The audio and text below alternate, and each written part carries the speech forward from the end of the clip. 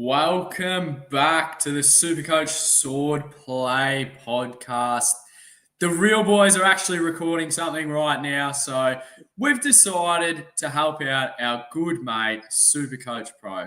How are you, Brad? Good, mate. How are you going? Fantastic.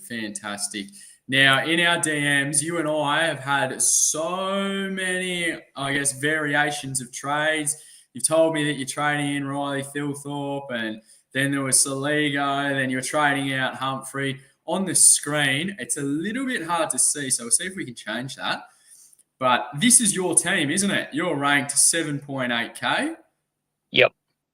And the whole point of this is to try and give you some advice, see what you can do, and I guess get to a point where you're content to go into this weekend if you are going to trade. So looking at it, if we're having a look, your defenders look absolutely sound, mate. Absolutely sound. Forwards as well look really good, except obviously Rankin is in a little bit of doubt. What was your initial thoughts just straight away after lockout, trade-wise, mate? Probably got to do something with Callahan. I know he shouldn't be getting tagged. Should be going to green, but here's a huge issue, I guess. Like West Coast, he should be turning up against easily. And then following that, Rosie, like he shouldn't be getting tagged, you wouldn't think. But if that's what they're going to do this year, it's a bit concerning for Rosie owners like myself. Yeah. And the third one we've just heard is Nod's out for 4 to 6 weeks, so he's a must-go. Yeah. Yeah, apart from that, everything else looks good in the side, really. Absolutely. Like you've got Marich down at flex. And I know obviously we're G-rated, but can I ask you, how did you feel looking at the final score having Callahan as your captain? Yeah, almost cried myself to sleep, to be fair, in the fetal position.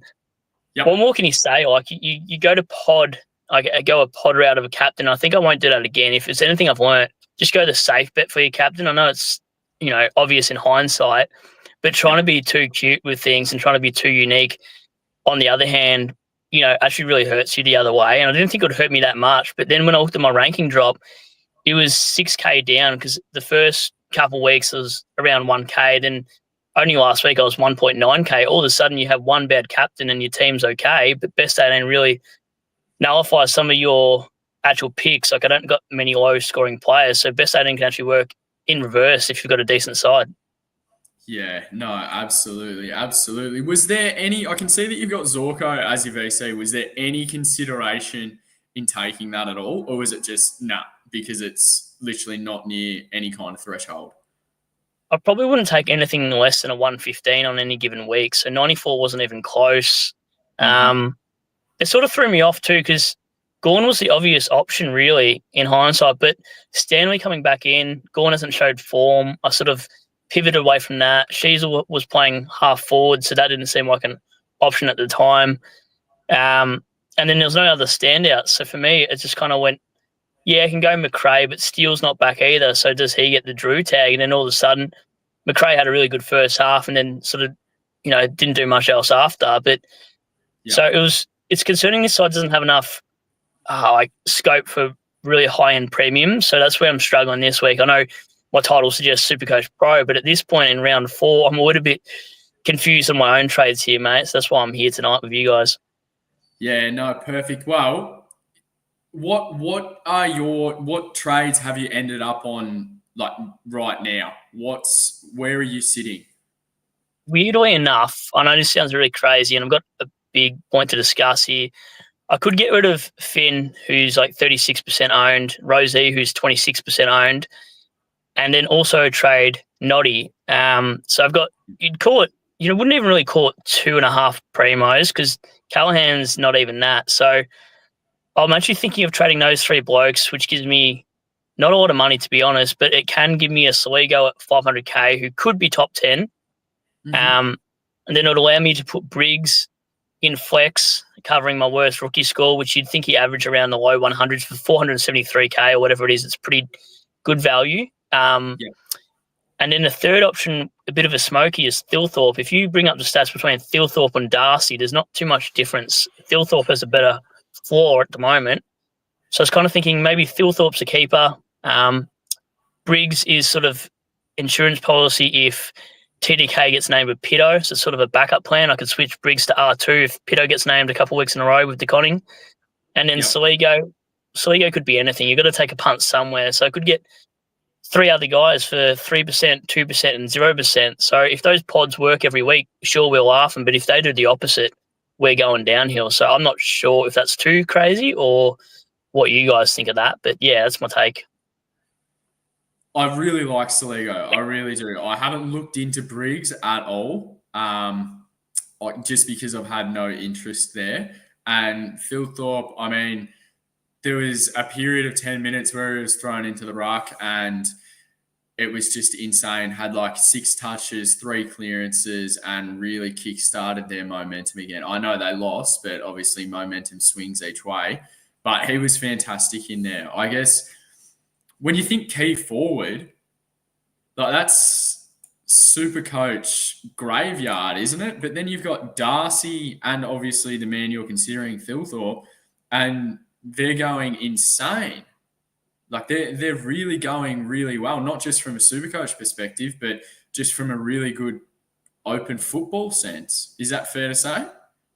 Fair to say. I also see it as a big call this way, but you can almost consider it almost like these could be the generational players, like your Jeremy Cameron / buddy players that you just don't know, where they've had premium seasons. They're going to give you ceiling scores. They're going to drop the low score, but it should even itself out.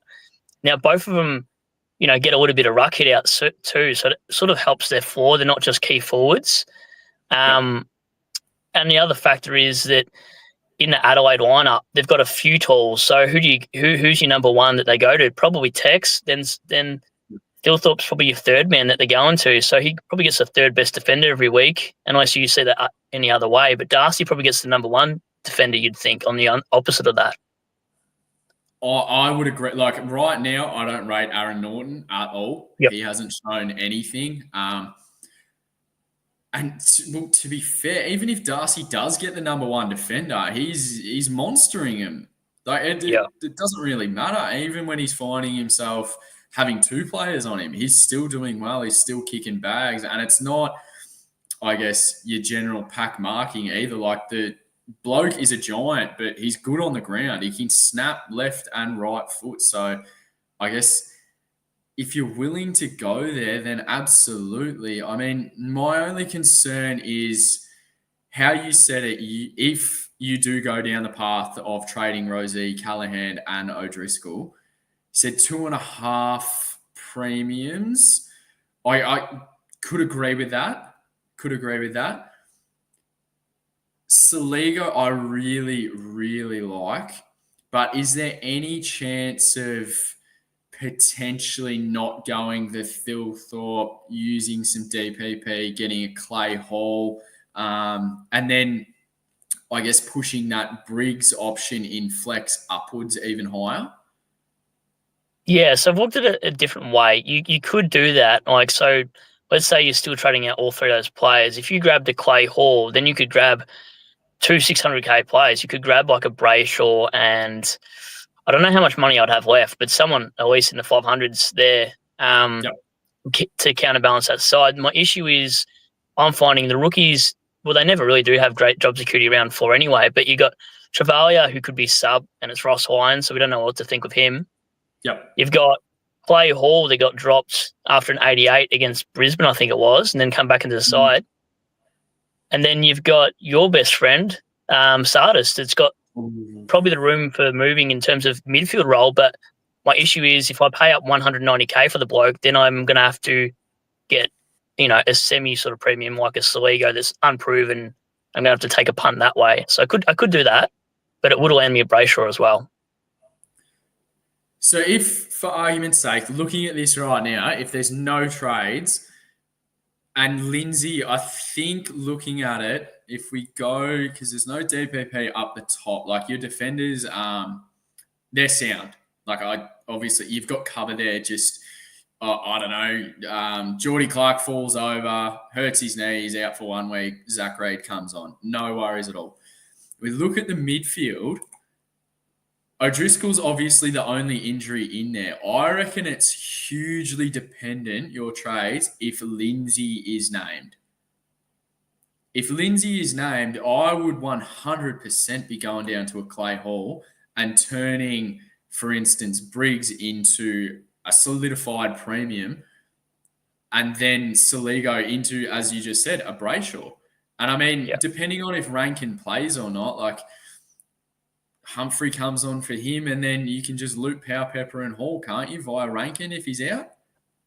Rankin's the first game, so unfortunately you can't with Rankin. I don't know what I'm talking about. Yeah, that's right. I looked into that as well because I'm like, oh, sure, I can loophole Rankin. Next minute, he's on the Thursday night game. So, yeah. No, I get that. Because realistically, it'd just be Lindsay on for O'Driscoll. Yep. And then you're going Rosie and then Callahan. Would it scare you to have Lindsay at M5 or no? Yeah, probably would actually looking at that side because I don't really want to field Marias either after what we just saw. No. Looking at that, like I guess, honestly, I'd probably literally just swap Lindsay and O'Driscoll, and I'd be going O'Driscoll down, and I wouldn't obviously a little bit adventurous with the trades, but it's, as you said, like kind of relates to your to the pod captain in Callahan.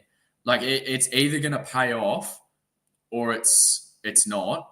And how many, not to rub it, you're ranked higher than me anyway. I'm 14K, so it doesn't matter. But you just said that you dropped 6K in ranks in 1 week due to a pod captain.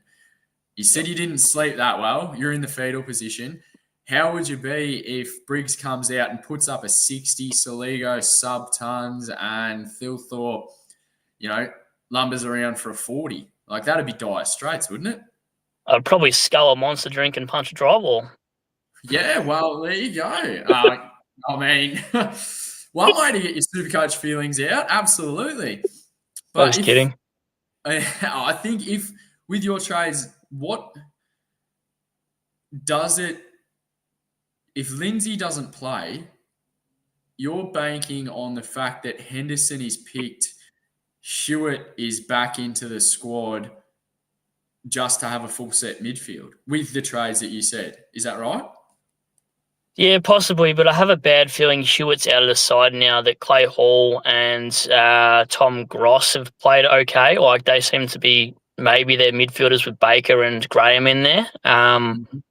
It wouldn't surprise me if Tim Kelly gets dropped, but I don't know if Hewitt comes back or they make him sub, and then you got Henderson, a half forward for a team that's on the bottom of the ladder at the moment, thereabouts. Like, doesn't look promising against the Cats. I don't know who he gets, which defender he gets, but I don't know. Like, Callahan probably gets the windy tag, you'd think, because St Kilda rate him. They obviously offered him that contract. Yep. And then Rosie, does he get tagged by Nash or Finn McGuinness? Like, there's a huge possibility that they do that now that they're not running Will Day. Absolutely. I was just like, as bad as it is that Will Day's out for 3 to 4 months, like, that's just horrible for him. But like, do they just bring McGuinness straight back in and his sole role is to tag? Like, in my opinion, and I think it's a pretty common consensus that I'd be tagging Butters over Rosie anyway. Yeah, that's my issue with Rosie. I'm not as comfortable as moving him on as what I am with Finn. The issue with Finn too is probably biased because I put him as my captain, but he looked better than the 72 or whatever it was. But the scaling wasn't there for him. So Giants had like these random players like Jones or whatever scoring a 160 or something, tearing it up. And every time he got the ball, he'd do something. He'd only get 1 or 2 points for it. I don't point watch most of the time. I'm pretty good. This one I had to just to see what the captain score looked like, and I hate doing that. So this was extremely frustrating. And I'm like, why isn't he getting any points for anything? And then I realized it's because in these games, you've got to look out for if they have early clangers in the first quarter or free kicks against in the first quarter, they just never seem to get scaling after that. So you got to be really careful. You You got to get a guy that starts well in games, and Callahan's not that guy, and he's 36% owned. So you probably a guy you could anti-pod. Rosie, I feel like he is the guy that would go 130 the week I get rid of him. I'm just really unsure, hence why I'm here. So would you be comfortable with getting rid of Finn or Rosie or both? I'd be in this situation right now.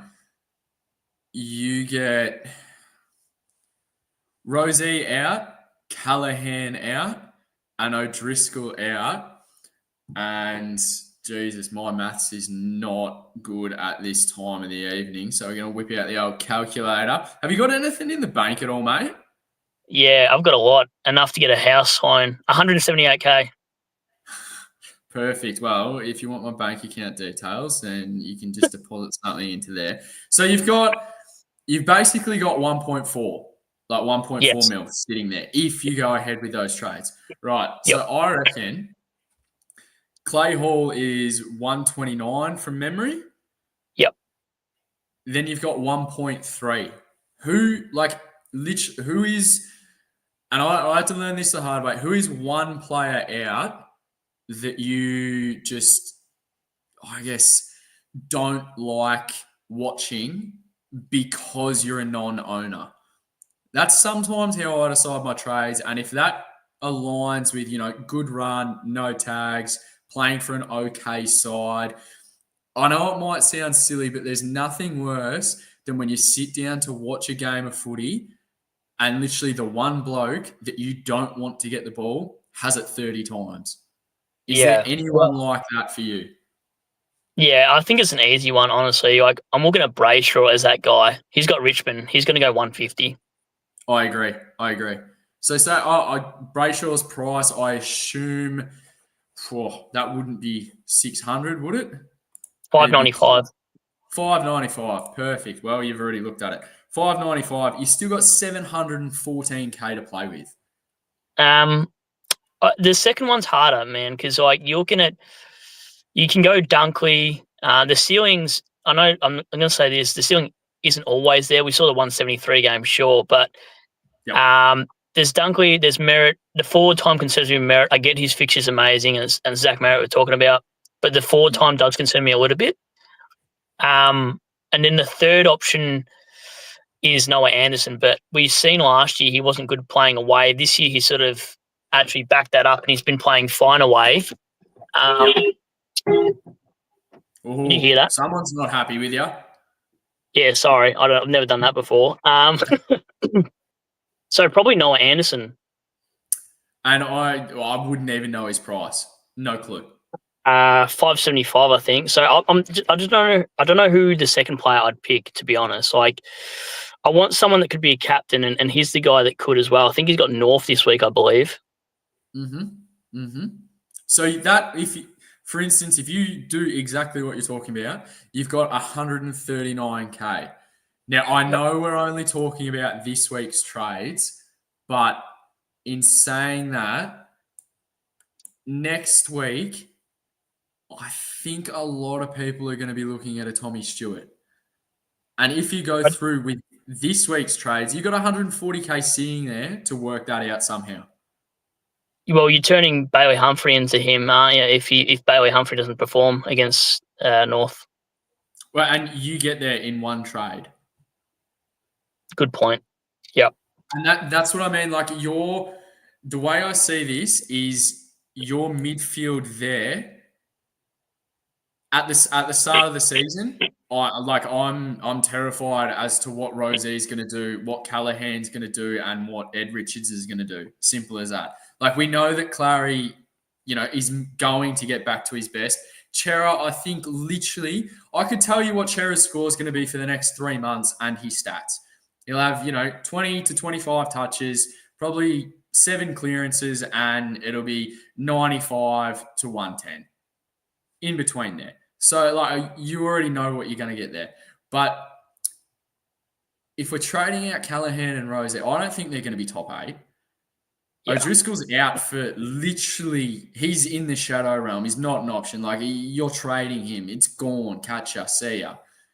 You're bringing in a Clay Hall. I know it's a little bit dicey, but if Lindsay's named, and Hewitt's not, surely you're just putting Lindsay on field over O'Driscoll and you're looping Moraes with, say, a Hall via I'd probably Hewitt. just, yeah.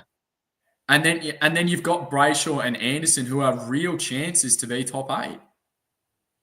Yeah, that's true too. I feel like Dunkley is more of a chance to be top 8 than Anderson. That's my only issue in that sort of sentence. Like, realistically. Well, I mean, again, if we look ahead to next week, Humphrey will obviously beat his break even. Even if Stu scores 120, he's still going to drop. Yeah. Like you're if you take 10K off what we just spoke about, which is you're back down to 130K in the bank. If Humphrey is just absolutely shocking, you still get Humphrey to Stu in one trade. Yeah, that's true as well. And that's what I think I want to do. Like, I don't know if you watch Humphrey very closely on the weekend, but he just looked so bad. It wasn't even funny how bad he looked. He wasn't even looking when a forward or midfielder was kicking into the forward line. He wasn't even looking at his shoulder. He was looking where the crumb was going to be. He wasn't looking to be an option. And you're playing forward. Your job is to actually take the lead and, get yourself some open space. But he was looking for a crumb, which made no sense to me. So I wish I had looked into Humphrey a little bit more and watched his games harder than what I had previously, whereas Marek, at least I knew the role was there. Yep. But yeah, Humphrey is a little bit concerning. I know you guys are hot on him and whatnot, but I wanted to pick both. Yeah. When you see a 64 there, Yeah. that's easily a 75 plus when in the last 2 minutes he had 2 clangers. Yeah, true. And there was a free kick he got and he kicked it straight into the man on the mark. Instant clanger, loss of points right there. And then literally the last, I think it was 15 seconds, had a play and there was another clanger. So like if we're being conservative, say that's 6 points. 70 psychologically looks so much better than 64, and I don't think we're having this conversation. Yeah, that's true. I think it's the haircut for me that puts me off him. Yep. No, understood. If that's the haircut that puts you off him, what about Marich's haircut? Because surely you're not a fan of that. Mate, there's some players you're just like, how do you earn 450K a week and look like that? I'm just kidding. It's fine. No, I completely get that. But I guess, have you considered, like, where can you get to if you were to just do Callahan and O'Driscoll out? Mathematically, I think it's under a mil. It's weird. So basically, and in this situation, would you split that to 2 500K players, or would you just go like Uber Primo and, rookie? I'd rather split it, but I don't know how much I can split. Like 441 plus 300 and whatever it is, plus 178. I can't remember what that is off the top of my head. So that's 750 with O'Driscoll. You're looking at like 930 thereabouts. Yeah, so you can't really do much of that. I could grab maybe Thilthorpe again and then like Saligo and out of those 2 players, but there's not much you can do with 900 and something cash. I mean, Thilthorpe, when saying that, if Warner and Petrarca don't get forward status and players like that, he's probably an option, but it's just so hard to tell. Like, you're really banking on them not to get forward status for you to do that move. Then it makes more sense. If they didn't get forward status, you just send it. Well, I think looking at the stats, like Track's a lock for it. Although, I mean, if you've got him, obviously you don't trade him, but right now he's shown nothing to be traded in, so to speak. But Warner is it's very dicey. I would not be trading him in this week expecting DPP because there's a large possibility he plays pure midfield and you don't get it anyway, and he's not going to be a top 8 midfielder. Yeah, it's true. And his break even's so high right now, you just wouldn't even bother with it. No. So if you were just to go, if I had to trade one, Rosie or Callahan, it's Callahan in a heartbeat. Who are you bringing in if it's just 2 trades? Like, are you really wanting to split to Thilthorpe and a Saligo, that price point? Or are you wanting to go like, a Dunkley and a rookie? Probably a Brayshaw and a Sardis, your man. Yeah. See, I would. Like, I don't know how many trades you've got left, but if you're not wanting to boost, then and I could 100% be completely wrong on it. Like, I'm not one of the Scott brothers, thank Christ, but I just genuinely don't see a world where he doesn't do well this week. Like, I don't see it. But obviously, it's a possibility. And I know it's an elevated price, negative break even. Like, in that situation, if you think that, Rosie can bounce back and Callahan's going to cop the Windhager tag this week, that's a no-brainer to trade out Finn. Like, simple as that. If he gets tagged this week and he puts out another 60, like, genuinely, he could get down to 380K. Then everyone's probably picking him, isn't they? Yeah, exactly. Like, looking at this right now, honestly, I'd be 100% waiting to see if Lindsay's named. If he is, simple, literally just Finn and O'Driscoll out, and I'd be going like a Brayshaw, Dunkley, Merritt, Sarong, and probably Clay Hall, honestly. Yep. And that's like, I know obviously everyone's different, but I don't know, like, does Hewitt actually get back into that team? Like, you've got some looping options there. Like, it's not, it's not, you just have to play them straight out, so to speak. Like, obviously you're going to play Lindsay if he's named, Ashcroft straight out. I definitely wouldn't be playing Murray straight out, but if Hewitt's not named, like, you could be looping with Henderson if he is named, or a Clay. Yeah, that's true too. Like, the whooping is handy for this side, but it also concerns me cash gen going forward. Like, I don't really care about using boost early on because I think if you want to correct your side and get a good lead like we've seen other people do before, it's hard to catch up on those kind of people. So I don't mind boosting the hell out of a side because we get an extra trade during the buy rounds in the middle of the season anyway, don't we? Yep. Yeah, so that's why I'm not concerned. Like, we've got almost fantasy-like trades at the moment with 40. If you look at my upgrades, I'm pretty sure I only need about 7 or 8. If we did the math, I think it's 7. What do we got? We've got, I reckon Roberts would need to be upgraded, but then again, he could be perfectly fine at D6. Yep. If Bice keeps going at 120 plus, he's not going to, but, I think he would. So we'll call that 2 in the defensive line. I reckon eventually you'll want to upgrade one of Chera or Oliver, depending on trades, but they would be fine as an M8. And then you've got, obviously, Finn if he goes out, so that's taken 1 off. Then there's 3 there, so, 5. I guess it depends if Pitnet comes back as well. If he does, like, if he comes back for 1 game and he's shocking and he's never seen again, then you don't need to upgrade to Conning at all.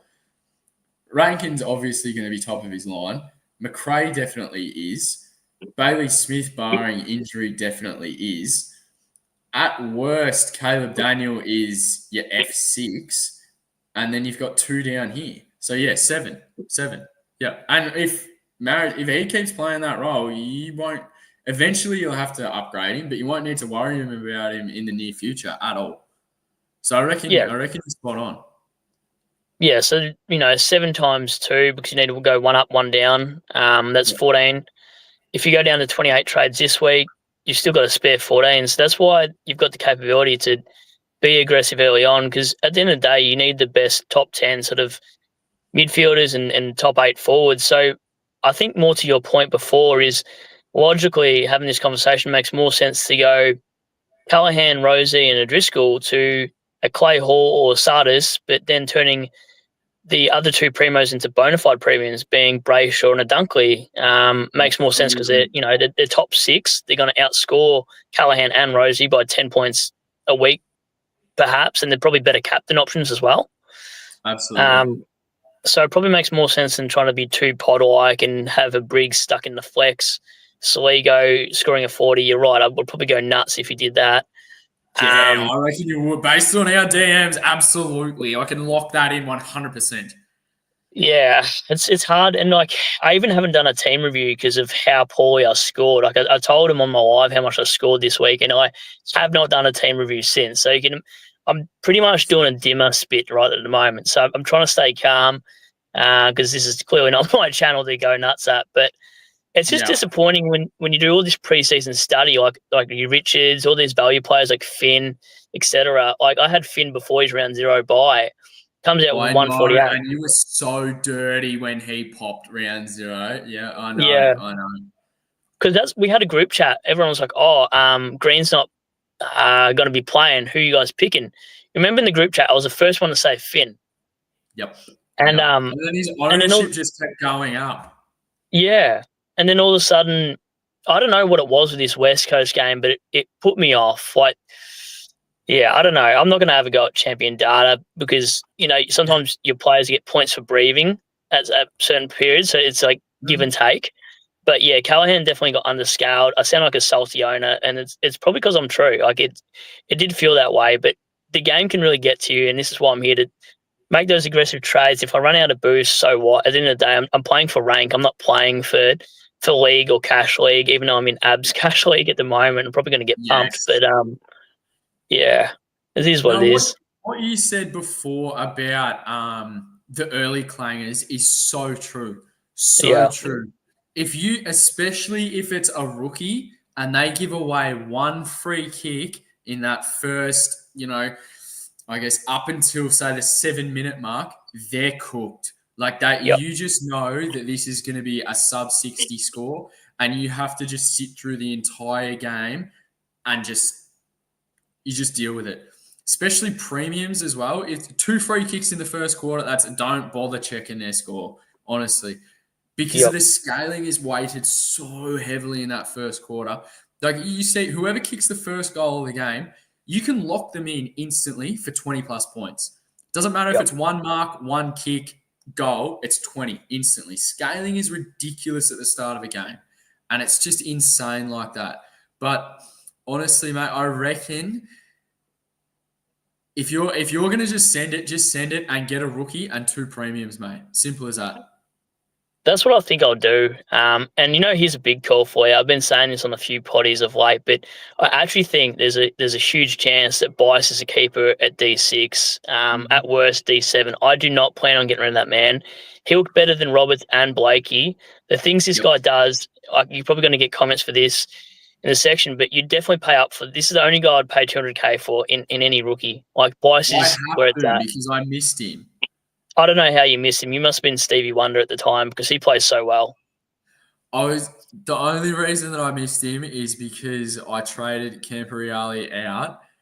Yeah. Shout out to Carlton, who are 0-4, which is fantastic. I traded him out, and then I was mucking around with it post the Pies demolition of Carlton, and realized that there's nothing I could do for DPP. Like I genuinely, there was nothing. Like flex wasn't an option, nothing, and I thought if Bice goes 60, I can live with that, and he literally went double that. So yep, I agree. Pay 200K if you're as silly as I and you don't own him. Then yep, absolutely. We've only got a couple more minutes to go, mate. So we'll get through some comments so you can get back to doing what you were doing prior. And Yep. this is from I Don't Really Like Cheese. He said that you've run through about 15 trade options in the chats. I reckon that's Yeah, unders. we've got a group chat with Skizfits, Cheese, and Jack. And yeah, we've been pumping through our trades in that little chat as well, talking some Supercoach. At this point, I'm pretty sure I'm addicted because at 3 a.m. I'm thinking about my trades and messaging these guys some screenshots as well and going, "What are you guys doing this weekend?" This is what I'm thinking of. Yeah, so it's a good little community we have in here, and I've just ran through 15 of them as we've spoken about too. No, perfect, mate. Perfect. Emmett of Joel says Sardis in, Skewball approved. This is a running joke I have it with a few friends. If I send the lock sign, it is an absolute lock and there's no chance of failure. We all know that is just absolutely ridiculous. Causa, you absolute superstar. He wants to know trainer, Reed, or Pryor D6 this week. Seeing as you're the guest tonight, my friend, you can answer this one.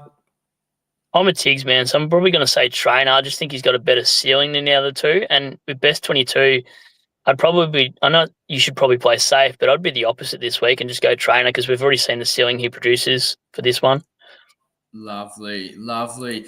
Embit of Joel wants to commiserate with you. Callahan C is most definitely tough. Absolutely, it is. Yeah. SDS Supercoach, absolute superstar. He's just dropped in here. If you guys don't know who he is, go and check out his socials all over X and especially his content. It is fantastic. Anthony DP wants to know Callahan to Jai Newcomb. What's your thoughts on this, mate? Nah, it can't. I've got John Newcomb in draft, and he's a hard watch. He's either 80 or 130. There's no in between with this bloke, and he's probably going to cop the tag now that Day's out for months, which is ironic. But yeah, no for Newcomb. No, I agree. He won't be top 8, so no, thank you. Jamesy Boy says he knows this is sideways, but thoughts on Nod, Roberts, and Rosie to Brayshaw, Whitfield, and Dudley. Do you like it? I don't mind it, but I don't like the Dudley pick. I prefer like a Clay Hall or even Travalia at an elevated price. Would you go Cleary? What's that? Sorry. Would you go Cleary, the Sydney guy? I mean, definitely an option. Definitely an option. I just don't like Dudley at all. I know the 99K is enticing, but he's probably safe for this week. But going forward, probably not. Yeah. Yep. So maybe have a think about Dudley or even lower Brayshaw to someone else and then see if you can get Dudley up to, as I said, a Clay Hall or a Cleary, as you suggested, mate. Brady Eva says, if I go through with my trades of short/nod to Merritt and Hall, I can only field one of Trainer, Reid and Pryor, guaranteed to pick the worst one. Well, we've covered that, mate. And Brad has given the absolute seal of approval to Trainer. That is absolutely perfect there. Logue, superstar. Oh, legend. Noddy, 4 to 6 weeks ago. Have you told old mate Peter about it to upload it on over? Oh, Jesus. Yes, we've had a conversation regarding that, and I got absolutely slammed for this. Absolutely slammed. But how do they know that he's out for 4 to 6 weeks? Because he went and got scans, and that's where we're going to leave it there. Shout out to Vernsy, absolute superstar. He's going to be on the channel shortly with Verns, absolute legend. I'm sure he's cooking up some interesting trade options. This man, he's got even more wild trade plans than you, mate. And I know you've sent through 15 of them, but no one has anything on Verns trade-wise. This is some feedback to you, Brad. I don't really like cheese. I don't mind the trades, Brad, but I'm going to say Saligo, Briggs and Thilthorpe are not top of their lines. If you were grabbing one of those, it would be much better. I think you are taking a lot of risk.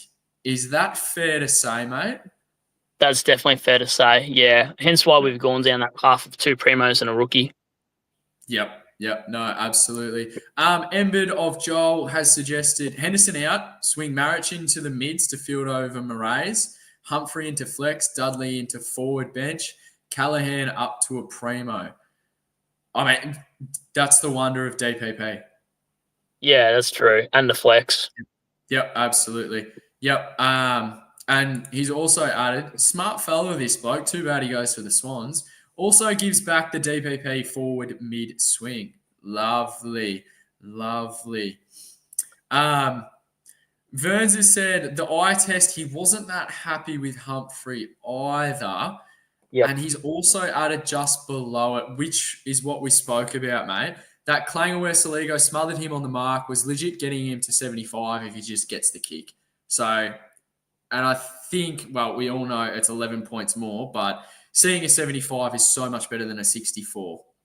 Yeah. Hey, Scobes, I've got to jump out. I've got to go back to work and actually supervise. But for those watching too, if you haven't caught my channel, it's Supercoach Pro. I'm sure there'll be a link for that. And then if you haven't followed me on Twitter already, it's Supercoach Pro 91. So give us a follow. I'll be doing streams with you guys more often than not, I reckon, this year. And I appreciate your time and looking at my side for me. So thank you for that, Scoobs. Anytime, mate. Anytime. You go back and tell your army what to do, mate. Get them in line. Make sure they're not having extended smoko breaks. Can't afford that on company time. That's right. Like I've just done, yeah. Yeah, oh, we won't talk about that. We got no idea where you were. All right, mate. Well, thanks for having me. Cheers for having me on. Yeah. You enjoy, and I'll talk to you soon. You too, mate. Cheers, mate. Bye. See you, mate. Bye. We're going to be ending this very shortly, but I don't really like Cheese has said keeping Brad G-rated Scopes is pretty impressive. Yeah, absolutely it is. If you know Brad, he's a fantastic guy, honestly. Just an absolute superstar. But yeah, Jesus Christ, keeping him G-rated, need a medal for it. Fevolution just says, evening, gents. Good to see you here, mate. Nettie wants to know, Merritt getting DPP. Well, he's going to have to play a lot of percentage of the game in the forward half to get DPP. He's sitting at around 31% from memory, so it will take a lot for that to add up to obviously over the 35% threshold.